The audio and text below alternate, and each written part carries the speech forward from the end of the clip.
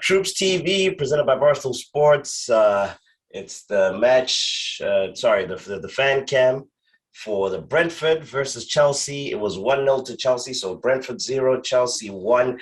Kind of a dead game, to be honest. It only came to life probably in like the 80th minute towards the end. Chelsea snuck in a goal right before half, and didn't really do much. But anyway, how did you like that performance, Guni?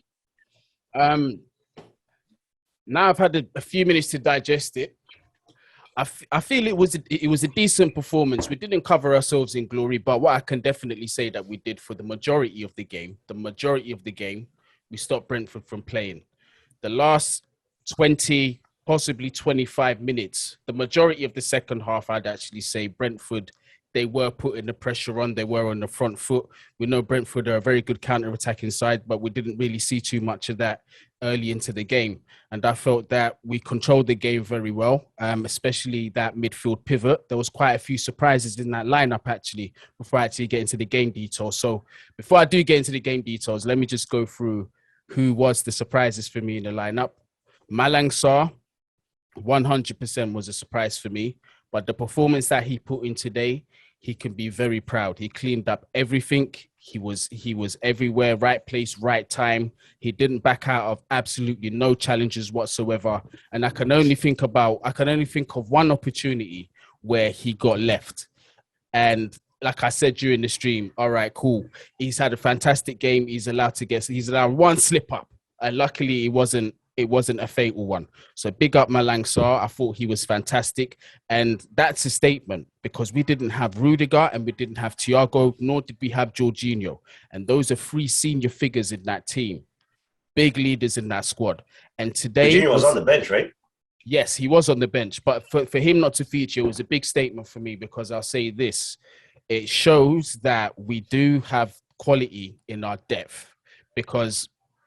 what we saw today wasn't the best win, but it was that at a place where it's very difficult to get a result. Liverpool went there, they drew 3-3.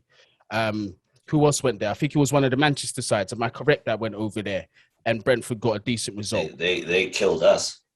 Well, this is what I'm saying. Yeah, and then there's I think it was actually Arsenal. I might be thinking of Arsenal. Yeah. Or there might be another team in there that I'm not thinking of. But to go there and to get a result, fantastic. Look, I know people are going to say Brentford are newly promoted, but I said at the beginning of the season that they're one of my favourites to be finishing top half of the table because they have that much quality about them. And now we're starting to see why.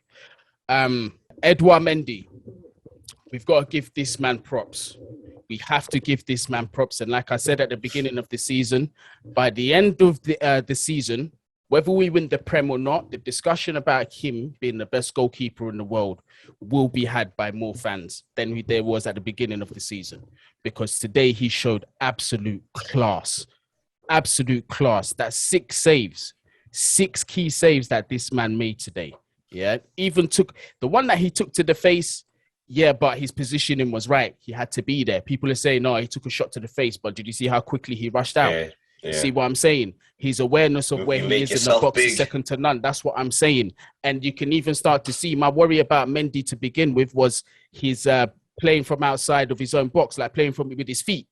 And you can show that he's come on leaps and bounds. His timing coming off his line the improvement is just undeniable. But going back to Deza, as a whole, I'm proud of that performance because it's like I said, we were missing so many key figures in there and we shut them out completely. That's another clean sheet that we kept somewhere that's not easy to keep a clean sheet. We were able to do it. Tuchel, we've got a lot to work on. Definitely in terms of chance creation, we've got to do a hell of a lot better there because I agree with what you and Troops are saying in the respect that we cannot rely on just 1-0. I was actually going to ask you that. It's 70% of your goals come from defenders. Are you worried about the lack of creativity? In terms of that, no, I'm not too worried about where the goals are coming from because as long as they're crossing the line and they're getting us 3 points, that's all I really care about. But when your striker's not scoring, you've got to also look at other reasons. Is it necessarily just the striker? I disagree with that. You should worry because I don't think it's sustainable.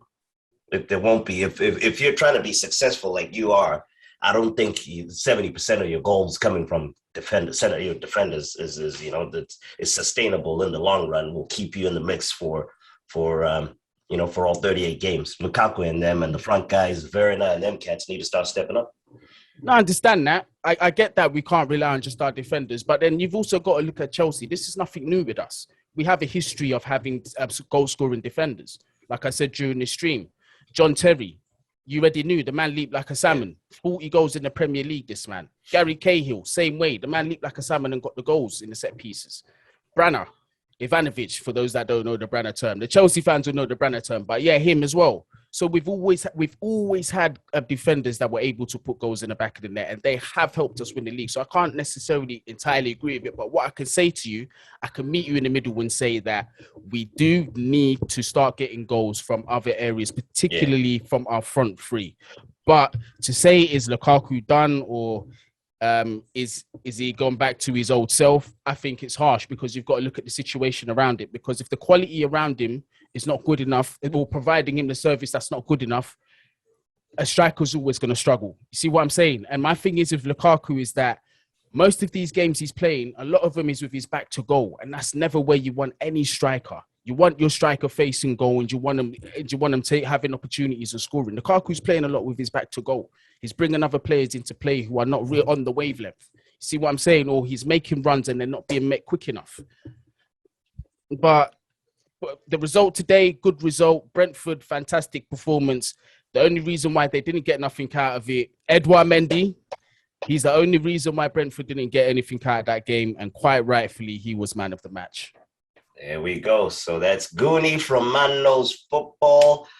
That was the Brentford versus Chelsea game. Chelsea squeaked it out 1-0. And we'll see you next week, Guni. Yeah, man. Bless.